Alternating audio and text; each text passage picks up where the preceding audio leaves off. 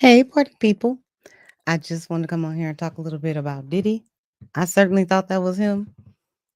And his relationship with Black Rob, the singer of Whoa, early 2000s, I believe, hit maker. So let's get started. Welcome to Chanel's Reality. I'm Chanel, and this is my reality.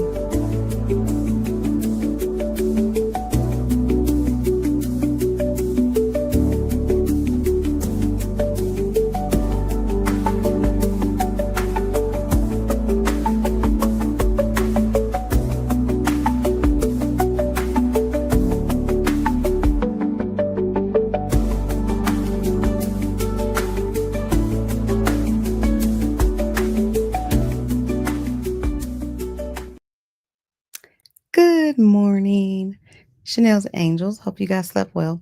I wanted to come on here briefly and talk about Diddy and what's going on or what happened, so to speak, with Black Rob, who was a 90s or early 2000s rapper, most famously known for that song, Whoa. I wish I could play it for you because it does still go hard in the paint, even today.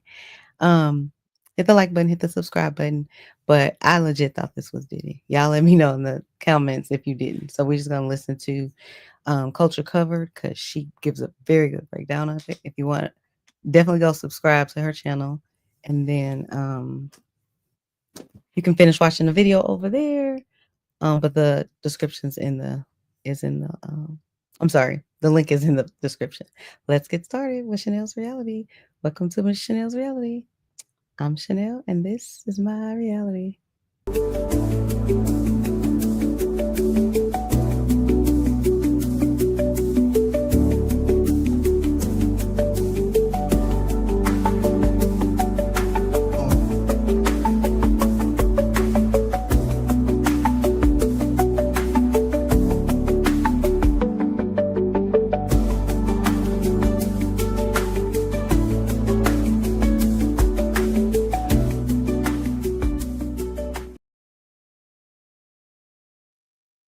I don't know if you guys could hear me because I didn't realize my other window was open in Safari.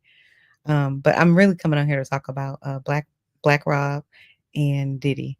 I think this is a very interesting, accurate depiction of what happened in that relationship with Mr. Bad Boy himself. So let's just take a look.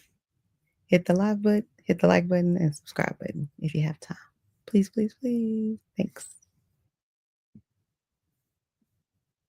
I don't know what the pain is. Pain is crazy, man. It's helping me out though, but it's making me realize I got a lot to go, man.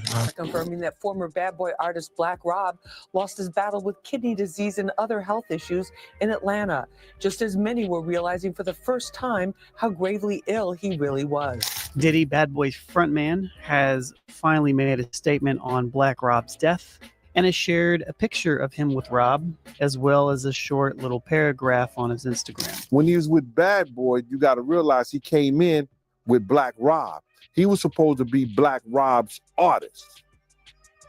But Black Rob didn't have no paperwork on him. Back in April 2021, a video started circulating online that stopped a lot of people in their tracks. It showed rapper Black Rob in a hospital bed, visibly thin, clearly in pain, and struggling to even speak. He talked about his health issues, his homelessness, and his frustration, not just with what was happening to him, but with how he'd been left behind. This was the same Black Rob who gave us Whoa, a platinum-selling hit, a street classic, and one of the last big anthems from the band. But Black Rob wasn't some one-hit wonder. He was part of a major movement in late 90s and early 2000s hip-hop when Bad Boy was still riding high off the legacy of Biggie. So when fans saw that video of Black Rob dying with no money, no support, and no safety net, everyone was asking the same questions. Where was Diddy? And in the weeks leading up to Black Rob's death, there were more videos, each one harder to watch than the last. Rob spoke openly about his struggles, the multiple strokes he suffered, homelessness, the pain he was in. And then Diddy finally decided to call Black Rob while while he was in the hospital. But less than 24 hours later, Black Rob was dead. So what did Diddy tell Rob in that final call? Did he finally offer to help, or did he call to mock him and rub salt in his wounds? And why did someone like Black Rob, who helped build a billion-dollar brand, die broke and forgotten? Let's break this down. 4 strokes. Imagine being able to build an app with your name on it just by thinking about it. Meet Base 44, a complete AI creation platform. Describe what you want and watch it take shape. You can plan, customize, and expand in any direction. From tools built for one to platforms ready for many. I don't know what to tell you, man. This shit is crazy. This shit is hard, man. You know what I'm saying? I don't got no house to live in. To understand why Black Rob's final moments hit so hard, we need to rewind to the late 1990s. Black Rob, born Robert Ross in 1968 in Harlem, wasn't just another rapper trying to get noticed. He had a raw, authentic street style that fit perfectly with the sound of New York at the time. When Rob signed to Bad Boy Records around 1998, the label was still riding high on Biggie's legacy. Diddy was busy building an empire with artists like Mace, Faith Evans, and 112 on the roster. And while Black Rob wasn't the flashiest name, his deep voice and raw storytelling gave him a unique spot. Yeah, I spit it out from Puff. I had my tape.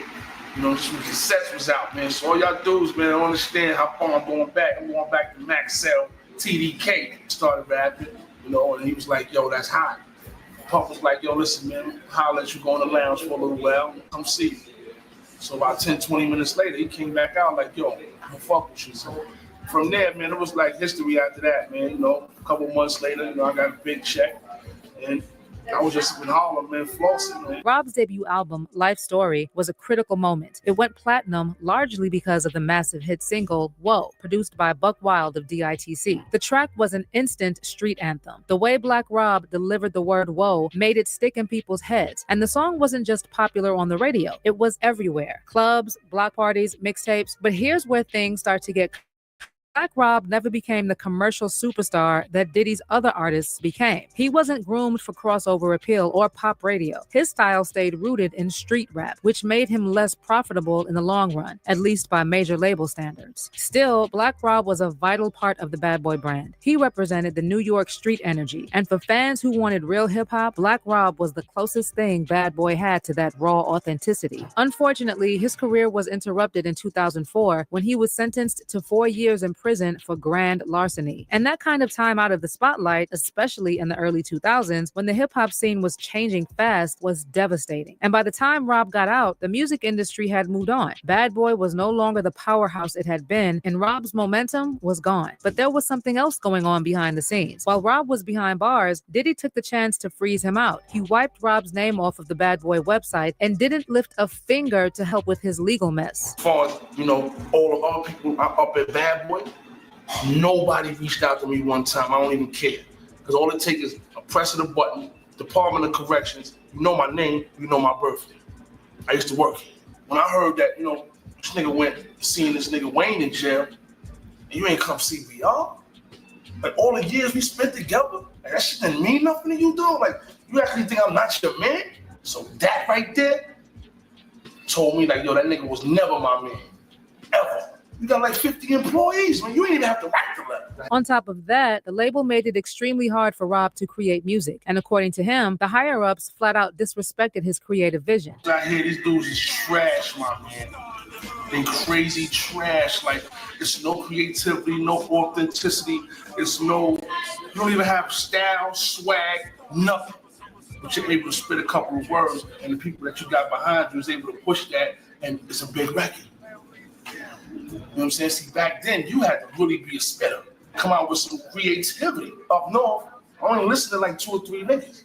You feel me? You know what I'm saying? Kiss. You know what I'm saying? Fifth. You know what I'm saying? And probably Banks. Ooh, look who I was hanging with. You know what I'm saying? Big. You know what I'm saying? Locks. Mace. Everybody on that label was gold to platinum. And Puff was looking for something else.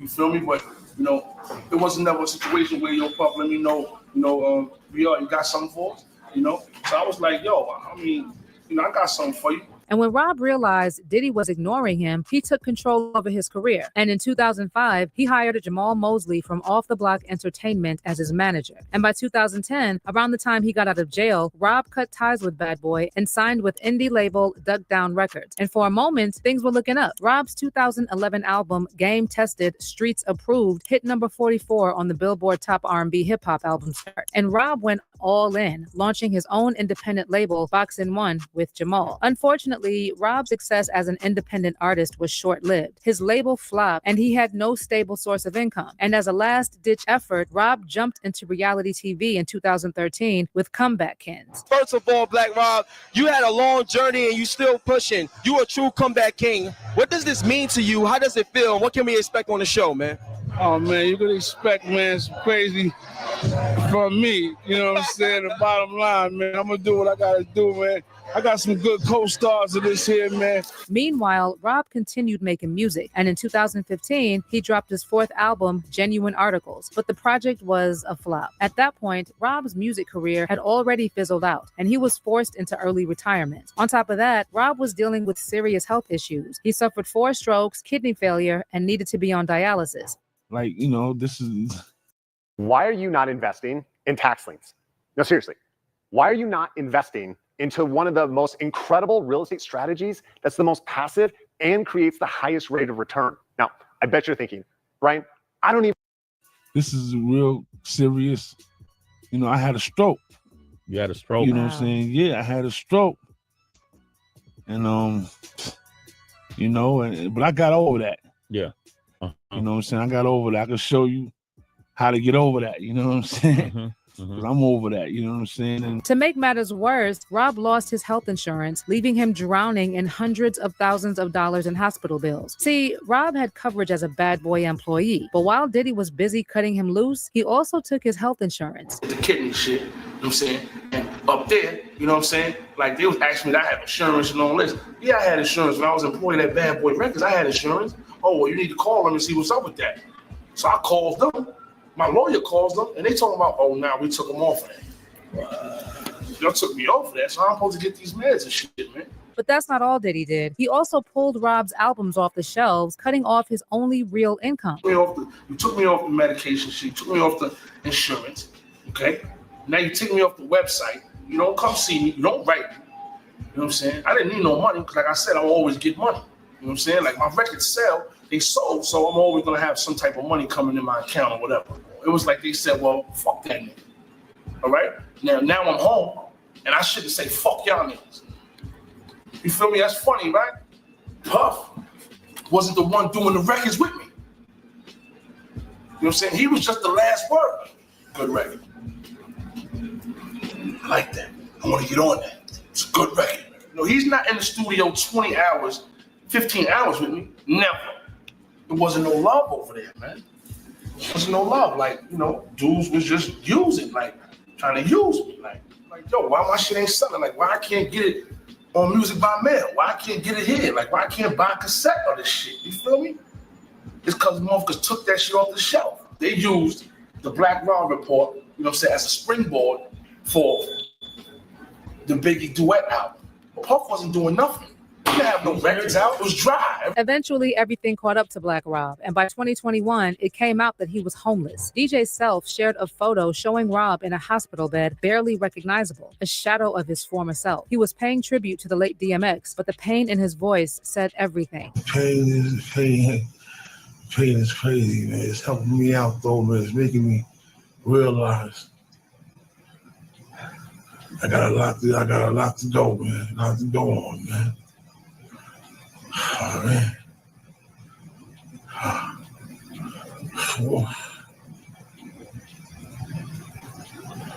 How you feel about X?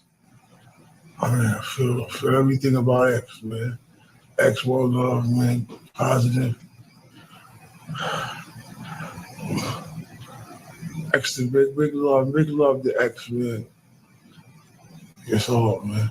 And sadly, just 8 days after DMX died, Black Rob also left us. He died in an Atlanta hospital after suffering a cardiac arrest. He was just 52 years old. Now, as for Diddy's reaction, he jumped on IG to pay tribute to Rob and wrote, "Rest in power, King. As I listen to your records today, there's one thing that they all have in common. You have made millions of people all over the world feel good and dance. You are one of a kind. God bless. Love. You will be truly missed." But fans weren't buying it, and they slammed Diddy for waiting until Rob was dead to give him his flowers. But there's something else. Apparently, just 24 hours after Rob went into cardiac arrest, Diddy called him on the phone. And while it's not clear exactly what he told him, hospital sources said Rob looked devastated after that phone call, and it seemed like he had given up. Now, I'm not saying Diddy directly ended Black Rob's life, but he was in a position to change how things ended, and he didn't. Not when it mattered, not when it could have actually helped. And it's a pattern we've seen before with bad boy artists who helped build Diddy's empire only to be left behind. G-Dep, Craig Mack, Shine, Loon, and now Black Rob. So at what point do we stop calling it a coincidence and start calling it what it is? But let's hear your thoughts on Black Rob's tragic life story. And what do you think Diddy told Rob in that final phone call? Let me know what you think in the comments. And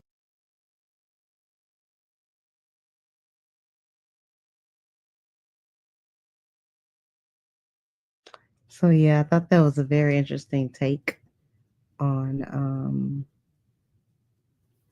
Black Rob. Bye, Don. Thank you for stopping by. Appreciate it. Um, I haven't had any real rest, guys, but I'm about to go ahead and get some rest and go to sleep.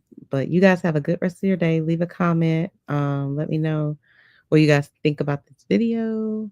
Do you agree with her assessment of what went on? Do you agree that Diddy is an asshole that we all know he is?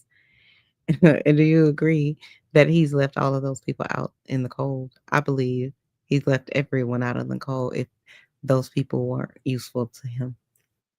But have a good day, guys. Talk to you soon. Thank you for tuning in to Chanel's Reality. I'm Chanel, and this is my reality. Bye, guys.